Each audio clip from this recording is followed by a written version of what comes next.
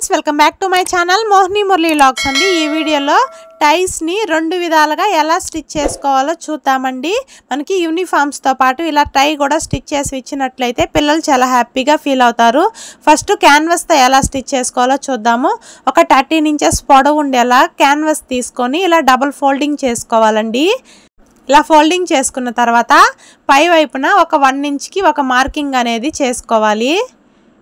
కింది వైపున 1.5 ఇంచ్కి ఇలా మార్కింగ్ అనేది చేసుకొని మనకి కింది వైపు టై షేప్ లో ఇలా క్రాస్ గా లైన్ అనేది డ్రా చేసుకోవాలండి।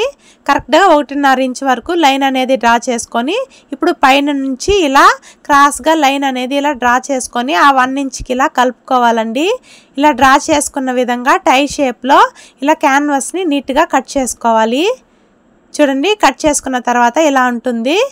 ఇప్పుడు ఏ క్లాత్ తో టై అనేది స్టిచ్ చేసుకోవాలో ఆ క్లాత్లు ఇలా 2 క్లాత్లు అయితే తీసుకొని పై వైపున క్యాన్వాస్ పెట్టి చుట్టూ కూడా ఒక 1/2 ఇంచ్ వెడల్పుతో ఒక కుట్టు అనేది వేసుకుంటూ రావాలి।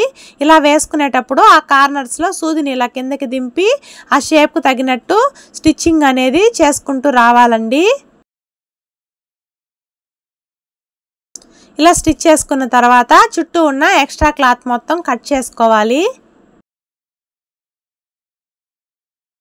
ఎక్స్ట్రా క్లాత్ మొత్తం కట్ చేసుకున్న తర్వాత ఆ కార్నర్స్ లో ఇలా చిన్న చిన్న కట్స్ అనేవి ఇచ్చుకోవాలి। ఇలా కట్స్ ఇచ్చుకునేటప్పుడు మనం ఆల్రెడీ స్టిచ్ చేసిన స్టిచ్ అనేది కట్ అవ్వకుండా కట్స్ అనేవి ఇచ్చుకోవాలండి। ఇలా ఇచ్చుకున్న తర్వాత మనం 2 క్లాత్లు పెట్టాం కదా, ఆ 2 క్లాత్లో ఒక క్లాత్ ని ఇలా విడదీసి మధ్యలో స్క్రూ డ్రైవర్ తో ఇలా రివర్స్ చేసుకోవాలి। అటు సైడ్ ఇటు సైడ్ క్లాత్ మధ్యలో క్యాన్వాస్ అనేది వచ్చేలాగా క్లాత్ ని ఇలా రివర్స్ చేసుకోవాలండి। ఇలా రివర్స్ చేసుకొని సూదితో ఇలా ఆ ఫోల్డింగ్స్ అన్ని కూడా నీట్ గా ఓపెన్ అయ్యేలాగా ఓపెన్ చేసుకోవాలి। ఇలా ఓపెన్ చేసుకున్న తర్వాత ఇప్పుడు పై వైపు నుంచి ఒక కుట్టు అనేది వేసుకుంటూ రావాలండి। ఇలా చుట్టూ కూడా ఆ షేప్ కు తగినట్టు పై కుట్టు అనేది వేసుకుంటూ రావాలి। ఇలా చుట్టూ పై కుట్టు అనేది వేసుకున్న తర్వాత మనము టైని కట్టుకోవడానికి థ్రెడ్ లాగా కావాలి కదండి, దానికోసం ఇలా క్లాత్ తోనే ఇలా క్రాస్ గా పీస్ అయితే కట్ చేసుకొని ఈ క్రాస్ పీస్ ని ఇలా క్రాస్ గా జాయింట్ అనేది చేసుకొని నాడా ఫోల్డింగ్ చేసి స్టిచ్ చేసుకున్నట్లు స్టిచ్చింగ్ అనేది చేసుకోవాలండి। ఇలా క్రాస్ గా తీసుకున్నట్లయితే మనకి ఈ థ్రెడ్ లాగా సన్నగా వస్తుంది।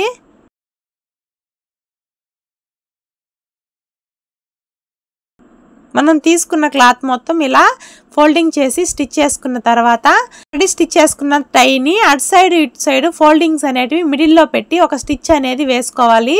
చూడండి ఇలా ఫోల్డింగ్ చేసి స్టిచ్ చేసుకోవాలండి అటు సైడ్ ఇటు సైడ్ క్లాత్ ని। ఆ టైకి మిడిల్ లో ఇలా వీడియోలో చూపిస్తున్న విధంగా థ్రెడ్ ని పెట్టి ఇలా హెమ్మింగ్ నీడిల్ తో స్టిచెస్ అనేటివి వేసుకున్నట్లయితే ఊడిపోకుండా ఉంటుందండి। ఆ థ్రెడ్ కి అలాగే మనం ఫోల్డింగ్ చేసుకున్న ఫోల్డింగ్ కి అలాగే టైకి మూడిటికి కలిపి ఇలా స్ట్రాంగ్ గా కుట్టు అనేది వేసుకోవాలి హెమ్మింగ్ నీడిల్ తో। ఇలా వేసుకున్నట్లయితే క్యాన్వాస్ పెట్టి టై స్టిచ్ చేసుకోవడం కంప్లీట్ అవుతుంది। చూడండి క్యాన్వాస్ పెట్టి స్టిచ్ చేసిన టై అయితే ఇలా ఉంటుంది। ఇప్పుడు క్యాన్వాస్ లేకుండా ఎలా టై స్టిచ్ చేసుకోవాలో చూద్దామండి। ఇప్పుడు 2 పొరలు ఉండేలాగా ఇలా క్లాత్ ని తీసుకొని డబుల్ ఫోల్డింగ్ అనేది చేసుకోవాలి। ఇలా మిడిల్ లోకి డబుల్ ఫోల్డింగ్ చేసుకొని పై వైపున 1 ఇంచు కింది వైపు ఇలా 1.5 ఇంచ్కి క్రాస్ గా మార్కింగ్ అనేది చేసుకొని టై షేప్ లో కట్ చేసుకోవాలి। ఇంతకుముందు మనం క్యాన్వాస్ ఎట్లయితే కట్ చేసుకున్నామో సేమ్ అదేలాగా క్లాత్ ను కూడా ఇలా క్రాస్ గా కట్ చేసుకోవాలండి। ఇలా కట్ చేసుకున్న తర్వాత దీనిపైన ఒక 1/2 ఇంచ్ వెడల్పుతో చుట్టూ ఒక కుట్టు అనేది వేసుకోవాలి। సేమ్ మనం క్యాన్వాస్ ఎలా అయితే స్టిచ్ చేసుకున్నామో ఇది కూడా అదేలాగా స్టిచ్ చేసుకోవాలండి। కాకపోతే ఇది కొంచెం పల్చగా ఉంటుంది, క్యాన్వాస్ తో పెట్టింది కొంచెం స్టిఫ్ గా ఉంటుంది। ఇప్పుడు దీన్ని ఇలా రివర్స్ చేసుకుందామండి। ఇలా నీట్ గా స్క్రూ డ్రైవర్ పెట్టి రివర్స్ అనేది చేసుకోవాలి, కార్నర్స్ అన్ని నీట్ గా ఓపెన్ అయ్యేలాగా। క్యాన్వాస్ తో స్టిచ్ చేసిన దాంతో పోలిస్తే ఇది చాలా ఈజీగానే రివర్స్ అవుతుందండి।